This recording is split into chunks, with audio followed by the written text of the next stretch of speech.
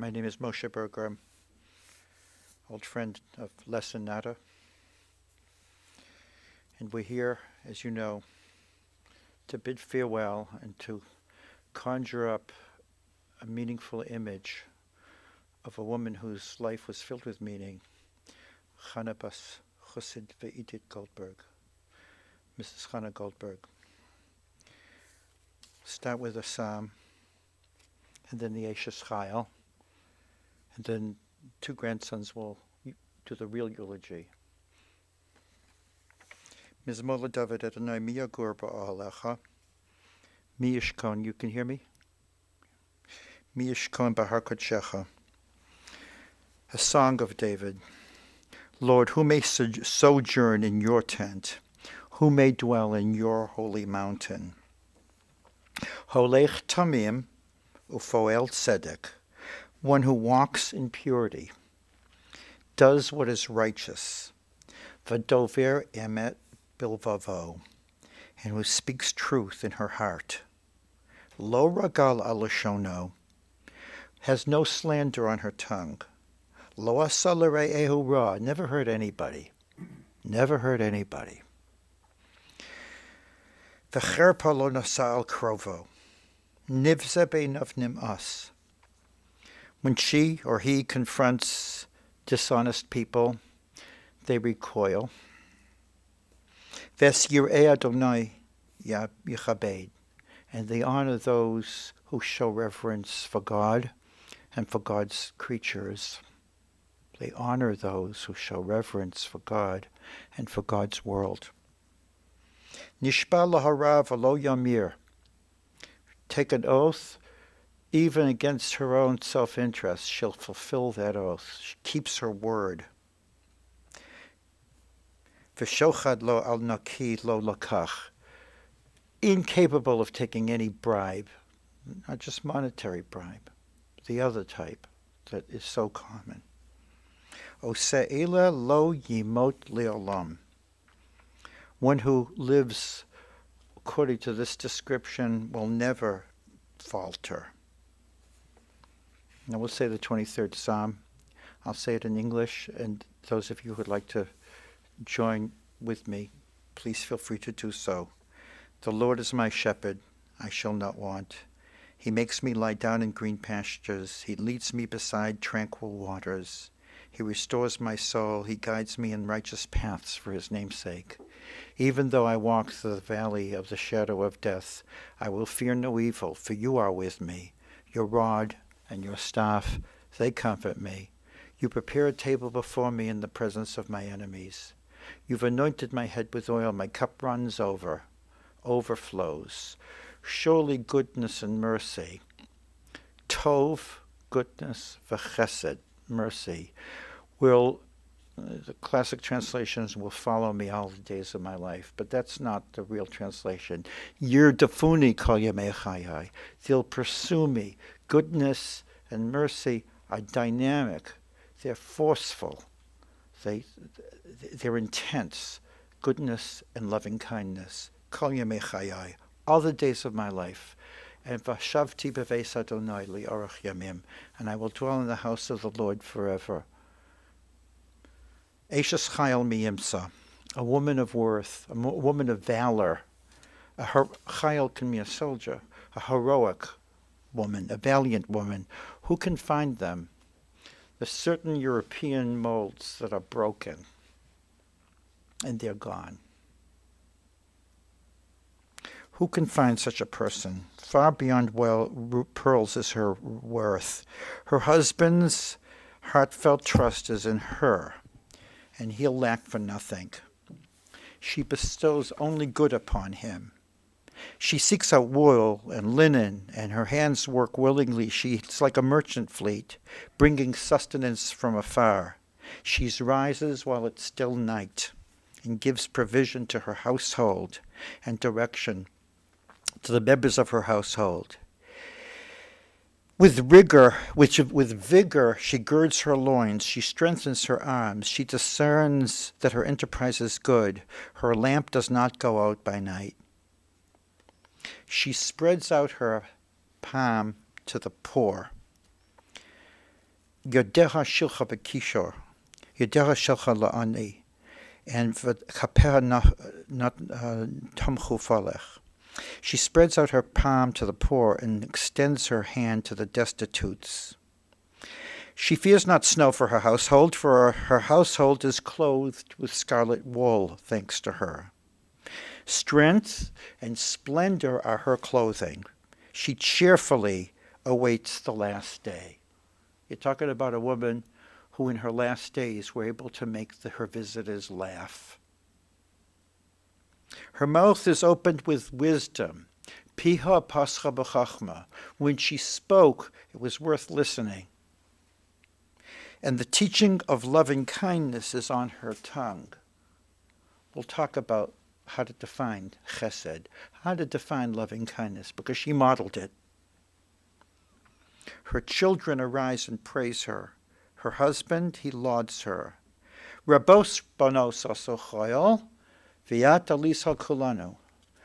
Many women have been valiant, but you're greater than them all. Nata told me that she knows of no human being who's less egotistical, who had not 1 ounce of ego in her.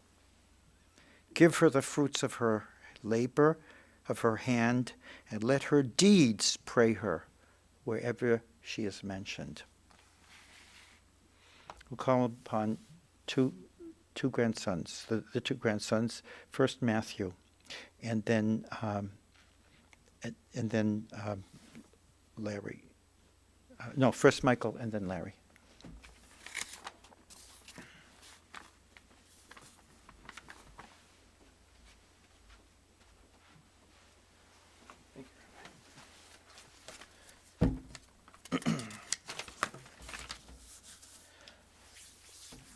There are 4 of us grandkids. There's my sister Erica and I, and my cousin Amy and Larry.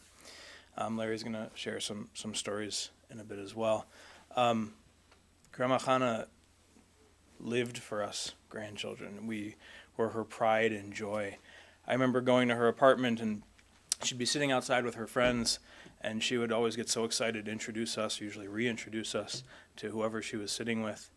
I remember when I was very little, we'd go to the drapery shop on the Coventry in Mayfield where she worked, and she would be just so proud to introduce and show off all of her grandkids to all of her friends. And the cousins, we were all sharing stories, and all of them had a common theme, and it was kindness and unwavering love. My cousin Amy summed it up. She said Grandma was loving, kind, sweet, smart, and very funny. She really was making people laugh up until the last her last minutes. She was so wise. She always had an opinion. She was brutally honest with her advice. It always came from such a good place. And she was so progressive in her thoughts and her beliefs. In true Jewish grandma fashion, she would tell me I'm getting fat, and then a minute later insist that I eat some cookies and candy that she has. Seemed a bit counterproductive. And no matter our age, she always insisted that we eat something when we were visiting her. When we were younger, sit on her porch at the old duplex, and she'd make tea biscuits, and we'd listen to her tell stories about our parents growing up in Russia. She was an incredible seamstress. I can't count the number of ripped jeans that she fixed for me when I was young, and she always offered to sew skirts for Erica's school musicals and her birthday parties, hemming her dresses for weddings and proms. Grandma in Zaidi's house was a one-stop shop for food and clothing. Kind of go there, and everything was taken care of. Amy remembers having Grandma help her learn Russian by speaking it to her and then asking if she understood, and say, translate it back for me. And then she would laugh at her because her translations were usually completely upside down. One memory that Amy shared that I just love, and it really sums up Grandma especially in her later years, was when her and her husband Matt got engaged, and she called Grandma, and she told her, and instead of Grandma saying congratulations, she said, okay, I'm not getting any younger. When am I going to have some great grandchildren? The joy she had when she would see her great-grandchildren was just unbelievable. Her first great-grandchild, Amy and Matt's son Ethan, was born just over 7 years ago. My two children, almost 4-year-old Emma and barely 4-month-old Owen, Erica and Seth's 2-year-old son Caleb. No matter what physical condition she was in, she always wanted to play with them. Whenever they'd come over and visit, she wanted to make them giggle and laugh. You could see that old kindergarten teacher that she used to be in her, and they loved their great grandma Chana, or as Ethan called her, Grandbubby, because according to him, she is the wisest and smartest person. He would always ask Matt and Amy what Grandbubby's opinion would be on everything, and so Amy asked, "Why do you care what Grandbubby thinks?" And he said, "Well, hers is the most important because she's the oldest person alive." She was so kind to everyone. I heard it said one time that if someone says your name and it makes others immediately smile, then you've done your job in life, and that was Grandma. There truly was not a kinder soul to her friends, her family, her neighbors. She just perfect strangers, didn't matter. She was just the nicest person in the world. She's someone that taught all of us the importance of being kind to everybody. Never judge anybody by the way they look, the color of their skin, their religion, whatever it may be. Be kind to humankind, and everyone will be kind back to you. She truly embodied that. And if we could all live to be 97 and have people always remember us with the kindness and the love that we all remember Grandma Chana with, then we've all done our job on this earth. So we'll always remember what Grandma Chana taught us, and we all love her very much, and we're all going to definitely miss her very, very much.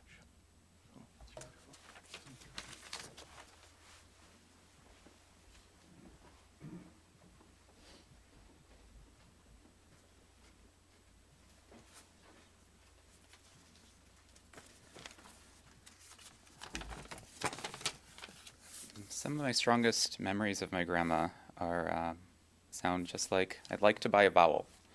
And somebody from Oklahoma City would announce that and then say E. And then Pat Sajak would retort, "I'm sorry, that's not correct." The memories of Wheel of Fortune followed by Jeopardy strangely are what come to mind when I think of her. For some reason, our visits always coincided with these shows. I remember sitting on the couch as close to the TV as I could get so I could soak in every word of these games. And I remember being so saddened every time she would suggest that we leave the TV and go to the porch to enjoy some fresh air. But there was always a saving grace, a cup of Neapolitan ice cream, sometimes even a Klondike bar, maybe some fruit, followed by a box of chocolates from Russia. You would chat, usually in Russian, with my parents. I would do my best to pay attention and constantly beg, "What are you talking about?" And so this game would repeat week after week, month after month, and year after year, as I would learn little bits and pieces about your life. From the beginning, I've observed your love, kindness, and strong-mindedness. But over the years, I was able to appreciate your love to socialize with anybody you would run into. You seemed happiest when you could talk to and learn about other people, and somehow you always knew everybody's business. You would easily transcend artificial language barriers to connect with other humans. In hindsight, it probably helped that you spoke 6 languages, but it was really your ability to listen and share that helped you form these strong bonds and touch the lives of those around you. Over the last several years, I've lived far away, but every time I've seen you, it's broken my heart to see your ability to form these connections diminish as your body has broken down. Your eyes were always bright, but your ability to hear and see ceased. And in my mind, you were trapped in your own body, unable to communicate with those around you. As you lost your innate ability to interact with the world and connect with the people you love, I have a hard time imagining the boredom, the fatigue, and the difficult time you've endured over these last years. There's so much about your life I want to know, and I miss you very much. I'm comforted you no longer suffer, however, this way. As you always told me, and I can say for the last time, I love you very, very much.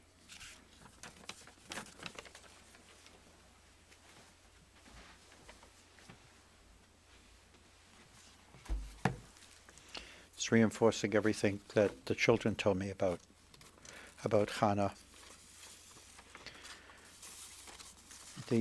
Abraham was chosen to be the progenitor of the nation that should be a role model for the world,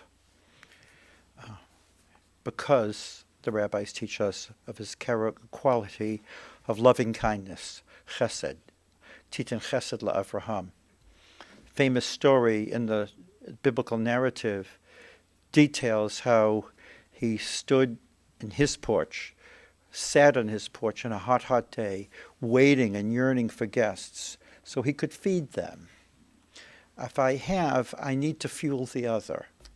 This is the secret of Judaism. There's a verse in the Psalm says, Olam chesed yibaneh. A world will be built on the foundation of loving kindness. It's a famous passage from the Talmud. It's one of my favorite passages that differentiates between loving kindness, chesed, and tzedakah, charity, when one gives money or material support to a poor person. And the Talmud finds three distinctions between tzedakah, charity, and chesed, loving kindness. The acts of loving kindness are superior to charity in three ways. One, charity can be performed only with one's money, while acts of kindness can be performed both with one's person as well as with one's money. Just with your being, connecting with people who need the connection. Two, charity is given to the poor, those who lack sufficient material ability, while acts of kindness are performed both for the poor and for the wealthy. Everyone needs chesed. Three, charity is given to the living only, while acts of kindness are performed both for the living and for those who are no longer here. She clearly embodied that. All three. One of the last, Nada pointed out to me, one of the last days they were feeding her, and she was already in a quasi-delirium in a different time zone, back in the labor camp in Russia where she labored for so many years as a slave. And she said, stop feeding me. My mother hasn't been eating, and she needs my food. Give it to her. Loving kindness permeated her whole personality. And how can we show loving kindness to her? Because you can show loving kindness to the dead. It's not charity. It's clear that both grandsons pointed out by allowing her value system to continue to embody our behavior. So to some extent, a significant extent, we can begin to approach, and I'm speaking about myself as well, just from what I'm hearing. So I can begin to approach this sort of value system. Talmud goes on to say, anyone who performs acts of loving kindness is as if he filled the whole world with chesed. As it is stated, God loves charity and justice, kindness. The earth becomes filled with kindness. Right? You can move mountains with it. But then it says, do you think anybody can jump and automatically be kind? No, you need discretion. You need to be able to have a critical mind. You can't just shower everyone with the same amount of unconditional giving when sometimes the most you can give at a certain point is constructive criticism. And she was capable of that as well. And sometimes that's very hard to do for a person who's naturally giving. We read Sheker HaChain v'Hevel HaYofi, right? B'chein, that's superficial beauty, but there's another type of chain.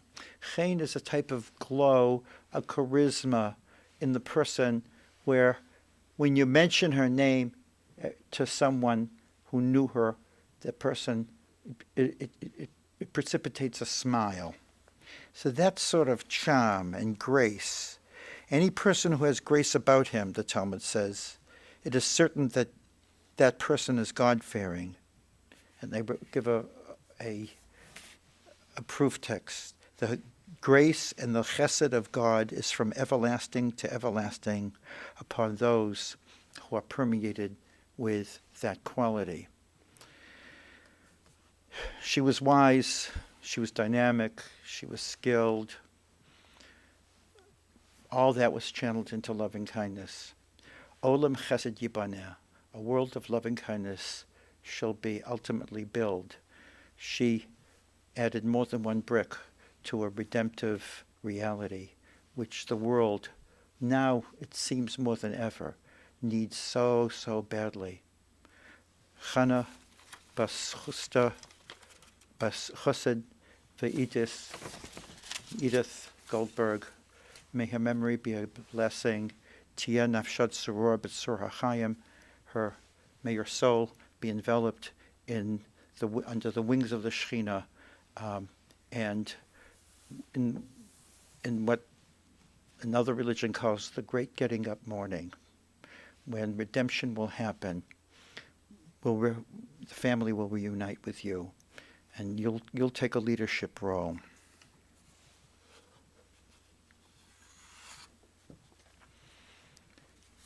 The internment will be now at Mount Zion, and the family will be sitting Shiva after the burial at the Mendelovics residence, which in Chillicothe Road, 14160 in Novelty.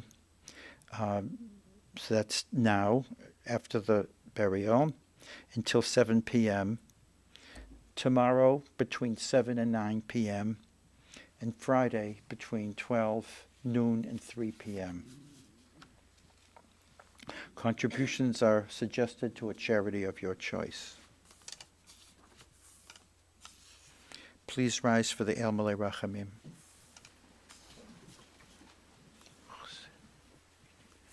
El Malei Rachamim, Shochein Bamromim, Hamtzei Menucha Nechona al Kanfei HaShechina, B'malas Kadoshim Utahorim Kazor Horikiam Asirim, Es Nishmas Hoisha Chana Bas Chosid V'idis Shahal Chali Alama, Bavor Sha'anachnu Maspalalim Ba'ad Haskoras Nishmasa, V'nodrim Litstoka Ba'ad Haskoras Nishmasa, B'gan Eden Tehei Menuchasam, Lachein Balarachamim Yastireha B'seisa Kanafav Li'alamim, V'yitzror B'tzror Hachayim Es Nishmasa, Adonai Hu Nachalasa, V'sanoach B'shalom Al Mishkava, V'nomar Amen.